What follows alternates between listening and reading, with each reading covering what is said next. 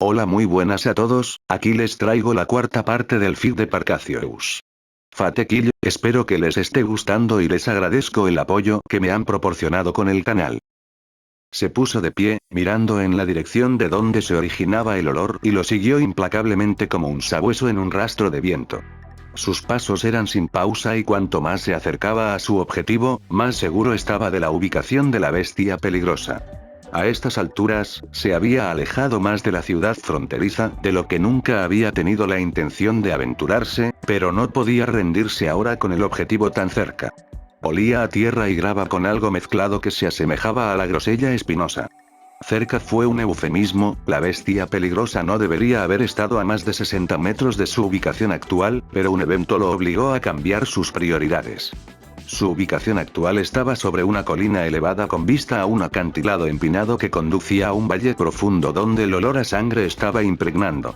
Cerca del valle, pudo ver dos grupos de personas, uno rodeando al otro en un estrecho cerco. Los que formaban el cerco estaban vestidos con una gruesa armadura acolchada con correas de metal, tenían espadas y lanzas apuntando amenazadoramente al otro grupo. En comparación, los atrapados dentro del cerco estaban lejos de estar equipados para la batalla. Llevaban delgadas capas de piel marrón que solo cubrían ciertas áreas privadas de su cuerpo y nada más. Sin embargo, lo que lo enfureció fue el hecho de que los rodeados estaban compuestos principalmente por mujeres y niños. Los pocos hombres que podía ver miraban furiosos mientras mantenían a las mujeres y los niños detrás de ellos.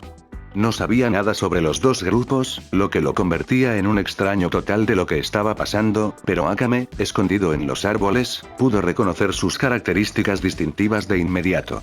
Eran gente de Wakoku. Amargos recuerdos pasaron por su mente, pero en su mayor parte pudo inferir lo que estaba pasando. Las naciones de Wakoku estaban actualmente en guerra entre sí para unificar las tierras, y no era raro ver a naciones rivales matando a poblaciones enteras. Por supuesto, no estaba segura de los detalles de los grupos frente a ella, pero entendía lo que estaba a punto de suceder y eso le heló la sangre. Había visto situaciones similares antes, la crueldad de los humanos. Inconscientemente, se volvió para mirar a Shirou, para ver qué haría alguien como él que creía en el bien de los demás. Y la asombró. Trace, adelante.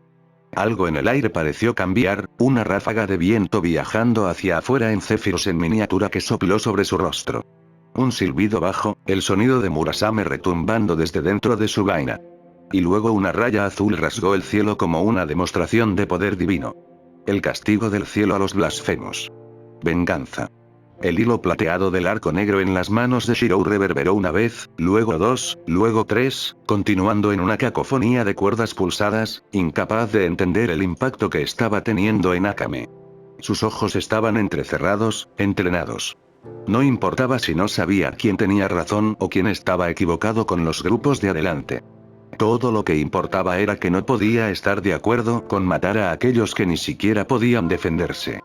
No cuando los niños lloraban y las madres lloraban.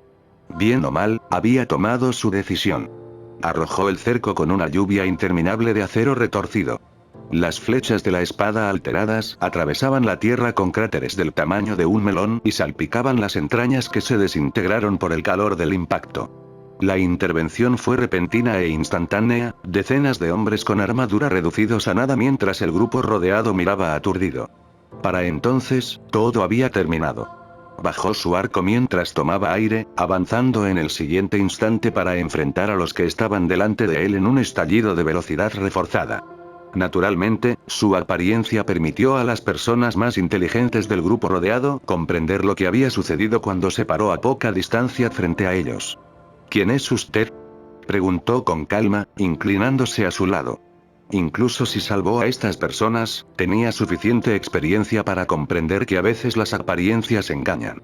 El grupo frente a él estaba compuesto principalmente por mujeres y niños, pero sus personajes no estaban garantizados. Los hombres del grupo lo miraban con cansancio, pero se hicieron a un lado cuando se acercó una mujer joven que llevaba bandas en los tobillos con plumas y puños de cuero. Su piel estaba bronceada, y debido a que su ropa solo consistía en una piel marrón que cubría su pecho y caderas, pudo ver cuán en forma estaba físicamente. Sobre el hombro de la joven había un hombre inconsciente de mediana edad que parecía haber sufrido una lesión grave. Somos gente de la nación Eiwa de Wakoku, dijo, con un tono de voz suave y moderado. Esos bastardos de Agesi saquearon nuestras casas y nos persiguieron para erradicar completamente a nuestra gente. Tuvimos que correr hasta aquí cerca de la frontera misma del imperio. Diciendo eso, la mujer se quedó en silencio, mirándolo con cautela mientras asentía. Parecía que había tomado la decisión correcta. Las personas frente a él no parecían estar malas con el solo hecho de que podía ver que no habían abandonado a sus heridos, ni siquiera en medio de una persecución. El único factor que lo estaba confundiendo en ese momento eran las expresiones que le estaban dando por salvarlos. ¿Por qué? ¿Por qué nos ayudaste? La mujer finalmente preguntó en el silencio de estiramiento. Los miró como si fueran mudos. El pensamiento del habitante del Nuevo Mundo, completamente diferente en comparación con el suyo. Todos eran cautelosos por naturaleza, calculadores y cansados de caer inadvertidamente en tácticas y trampas ocultas, incapaces de ver que dentro de las personas no era solo crueldad, sino también bondad. Comprender la difícil situación de los demás y simpatizar sin motivos ocultos. Ayudar sin importar el beneficio. Un rasgo que la gente de Eiwa necesitaba ver para comprender sus acciones. ¿Pero fue realmente su culpa? Las personas son moldeadas por los lugares en los que viven. Así es como aprenden a adaptarse y sobrellevar la situación, y desafortunadamente, el mundo más allá de los límites de la ciudad fronteriza parecía más duro de lo que esperaba. ¿Pero eso significaba que tenía que adaptarse a un mundo así? Obviamente no.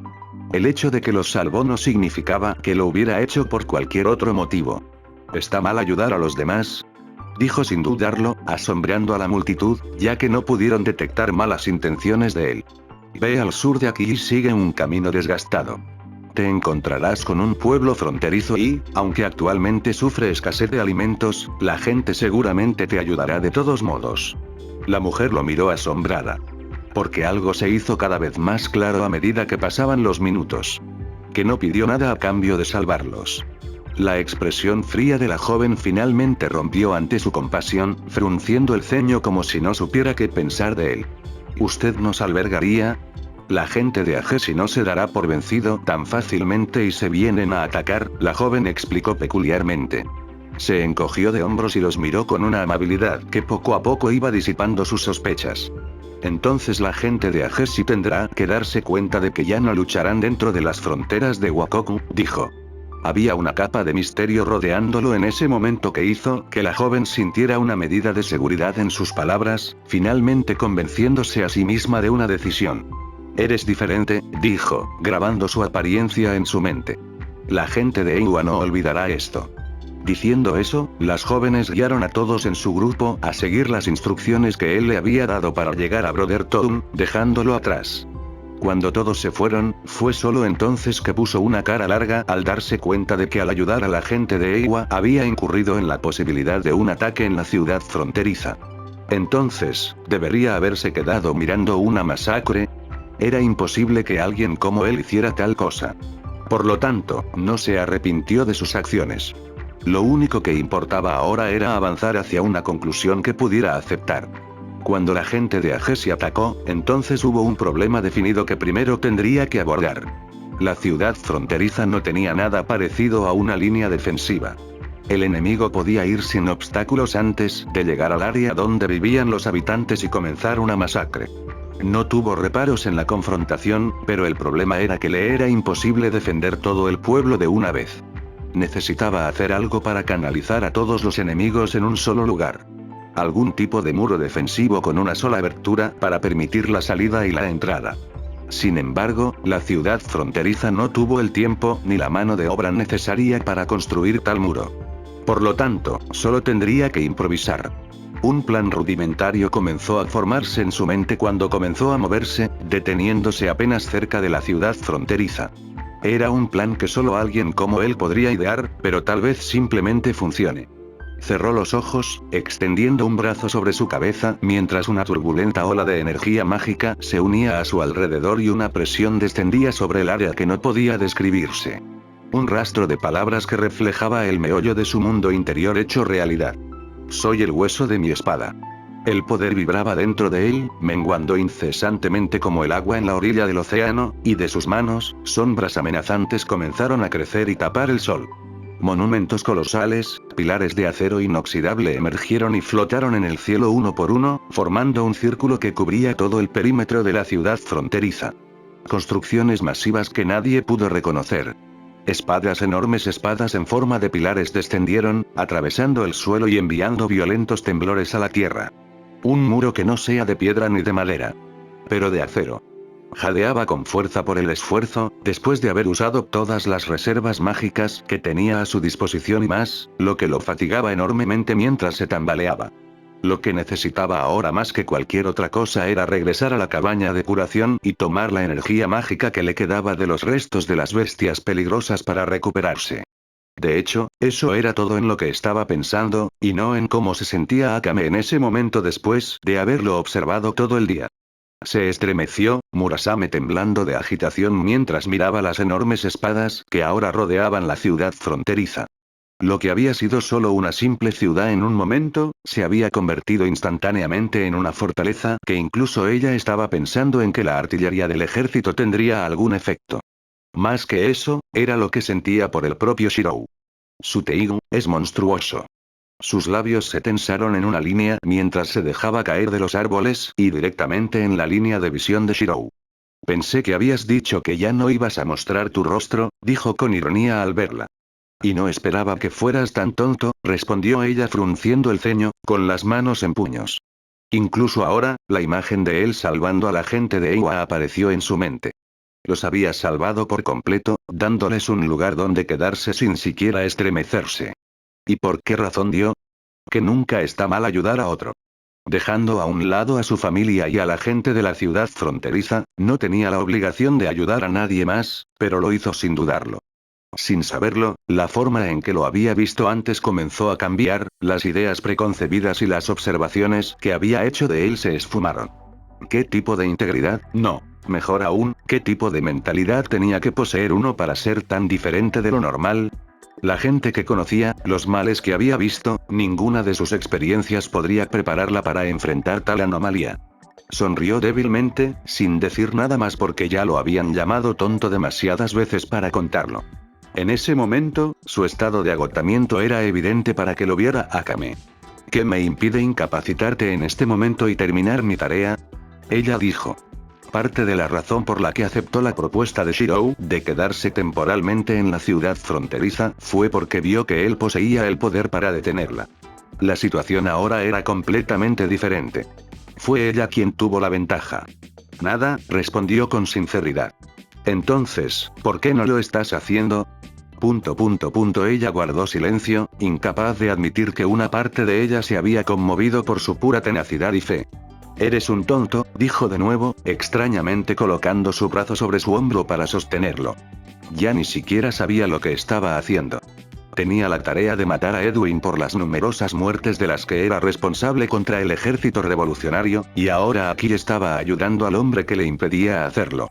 Silenciosamente, los dos caminaron penosamente, Shirou haciendo todo lo posible para seguir adelante, y ella lo ayudó cojeando de regreso a la ciudad fronteriza. Era difícil para ella entender cómo las cosas la llevaron a este punto y mucho menos explicarlo. Incluso las emociones que brotaban de su interior le dificultaban pensar. Porque en el fondo de ella, había entendido algo mientras miraba la ingenuidad y el optimismo de esos orbes de color bronce que la miraban, una asesina, sin ningún tipo de cansancio. Un pensamiento que nunca volvería a abandonar su mente cuanto más tiempo permaneciera cerca de él. Quizás eso. Solo tal vez. El mundo necesitaba a alguien como él. Una brasa cuya llama solo continuaría creciendo más brillante, convirtiéndose eventualmente en un fuego imparable. Un fuego de cambio.